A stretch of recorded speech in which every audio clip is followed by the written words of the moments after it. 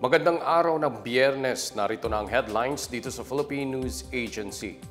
Naipareport na ang nasa halos 1,700 dayuhang manggagawa ng mga iligal na Philippine Offshore Gaming Operators o POGO sa bansa ayon sa Presidential Anti-Organized Crime Commission o PAOC. Sa isang panayam, sinabi ni PAOC spokesperson Dr. Winston Jan Casio, nasa kabuang 1,678 na ang bilang ng mga idineport na foreign POGO workers mula noong May 4, 2023. Pinakahuli sa mga ito ang 27 POGO workers na napauwi na sa China kahapon. 6 na dayuhan naman na dapat ay kasama sa mga ipinadeport kahapon ang mananatili muna sa bansa dahil sa mga kasong kinakaharap ng mga ito. Nilinaw ni Casio na maaaring makabalik sa bansa ang tinatayang 30,000 expatriates na nagtatrabaho sa mga lehitimong POGO firms na nahaharap sa deportation. Ang lahat po ng mga nahuhuling mga illegal na mga POGO workers, lahat sila ay naka-blacklist. So they won't be able to come back to the country anymore.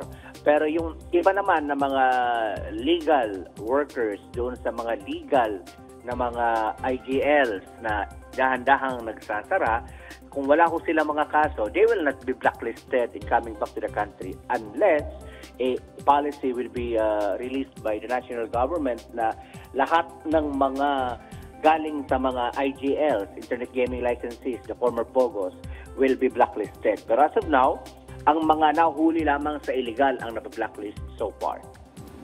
Kumpiyansa din si Casio na mapapabalik sa China ang malaking bilang ng POGO workers sa tulong ng mga kinauukulang ahensya ng gobyerno at lokal na pamahalaan. Ayon sa Bureau of Immigration, mayroon na lamang 59 na araw ang lahat ng POGO workers para lisanin ang bansa, kasunod ng pagtanggal sa kanilang kumpanya at pag-downgrade sa kanilang visa. Alinsunod ang hakbang sa direktiba ni Pangulong Ferdinand R. Marcos Jr. sa kanyang SONA ukol sa total ban ng mga POGO. Kami po talaga ay kumpiyansa na malaking porsyento doon sa ibinigay nating listahan ang mawawala. Pero siyempre, just like any other law enforcement problem, hindi naman po yan siguro natin kakayanin ng 100%. Pero yung mga matitira dyan naman, since fairly identified naman na po sila, kakayanin na po natin yon na dahan-dahan sila ma-operate. Sa ibang balita, itinalaga ni Pangulong Ferdinand R. Marcos Jr. si Trade Undersecretary Maria Cristina Roque bilang Acting Secretary ng Department of Trade and Industry. Ayon sa Presidential Communications Office, si Roque ang Undersecretary na namamahala sa Micro, Small and Medium Enterprises Development Group. Sinabi nitong pinili ng Pangulo si Roque dahil sa kanyang dedikasyon sa pamamahala sa sektor ng mga MSME. Nasa ilalim ng tanggapan ni Roque ang Bureau of Small and Medium Enterprise Development, Bureau of Marketing Development and Promotions, One Town, One Product Program Management Office at Comprehensive Agrarian Reform Program Management Office. Siya rin ang namamahala sa operasyon ng mga Small Business Corporation at Cooperative Development Authority. Umaasa ang Pangulo na magiging madali ang paglipat sa kapangyarihan at responsibilidad ng DTI Secretary kay Roque. Ang pagkakatalaga kay Roque ay kasunod ng pagbibitiw ni Trade Secretary Alfredo Pascual na epektibo ngayong araw. Nasa higit 1 bilyong pisong halaga ng government services at financial aid ang ipinamahagi sa Eastern Visayas sa unang anibersaryo ng Bagong Pilipinas Serbisyo Fair o BPSF ni Pangulong Ferdinand R. Marcos Jr. Itinuturing itong pinakamalaki sa kasaysayan ng serbisyo caravan sa bansa.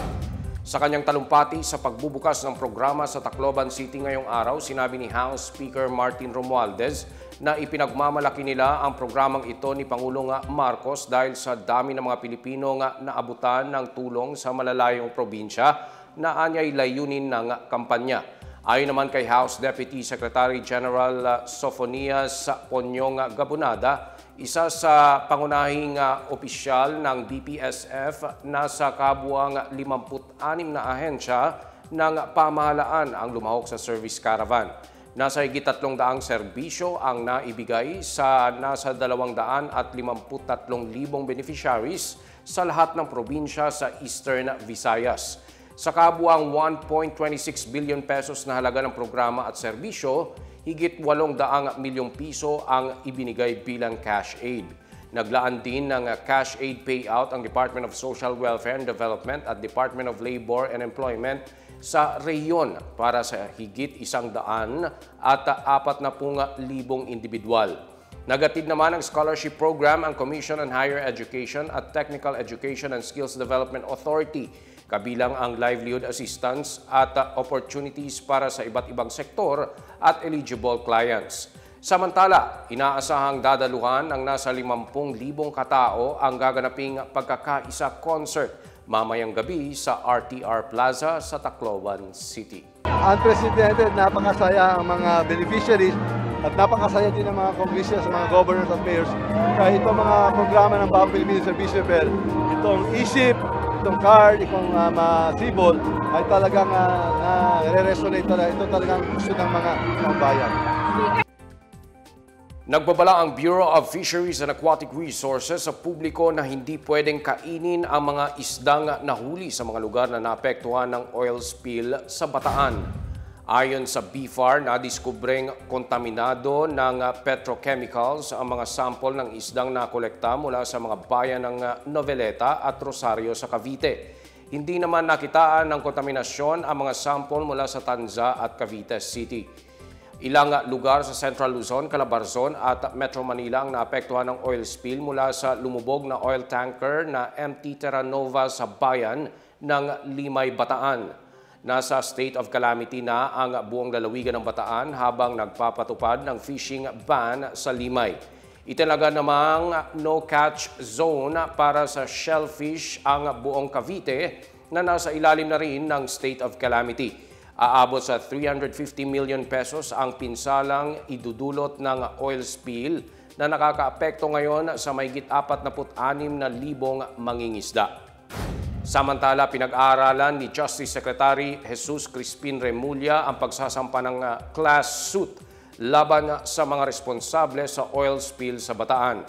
Paniwala ni Remulla may krimen na naganap sa paglubog ng MT Terra Nova at MTKR Jason Bradley at pagsadsad ng MV Mirola 1. Sinabi niya nga pinag-uusapan ang pagsampa ng mga apektadong mangingisda ng reklamo laban sa mga may-ari ng barko at sa iba pang may kaugnayan sa tatlong insidente. Sa hiwalay na payag, sinabi ni Cavite Governor John Vic Remulla na hindi pa rin nagpapadala ng tulong ang mga may-ari ng mga barko.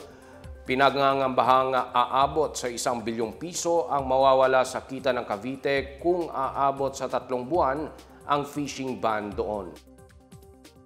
Isinailalim na rin sa state of calamity ang lungsod ng Taguig dahil sa epekto ng bagyong Karina at ng pinalakas na hanging habagat. Base ito sa inilabas na resolusyon ng City Council noong Lunes matapos ang malakas na pag-ulan at matinding baha simula noong Hulyo 23. Inirekomendaan niya ng Taguig City Disaster Risk Reduction and Management Council ang state of calamity dahil sa malawakang pinsalang tinamon ng lungsod, lalo na sa infrastruktura, kabuhayan at mahalagang serbisyo. Sa ilalim ng state of calamity, magagamit ng lokal na pamahalaan ang Quick Response Fund para sa mga relief operation, pagkukumpuni ng infrastruktura at pamamahagi ng iba pang tulong sa mga nasalantang residente. Una nang idineklara ng Metro Manila Council ang state of calamity sa buong rehiyon dahil sa epekto ng masamang panahon. At yan ang pinakabago at pinakamalagang balita sa mga oras na ito, hatid sa inyo ng PNA Headlines. Para sa iba pa mga balita at impormasyon, bisitahin lamang ang aming webpage, pna.gov.ph o ang aming Facebook at X account na Philippine News Agency. Ipinapalabas din ang PNA Headlines sa Facebook page ng serbisyo. Mapapanood din ang PNA Headlines sa pamamagitan ng link sa website ng News and Information Bureau, sa ilalim ng PNA News at sa YouTube account ng Philippine News Agency. Ako si Wilnard Bacelonia, ito ang PNA Headlines, naghahatid ng mga balitang nagbubuklod sa bagong Pilipinas.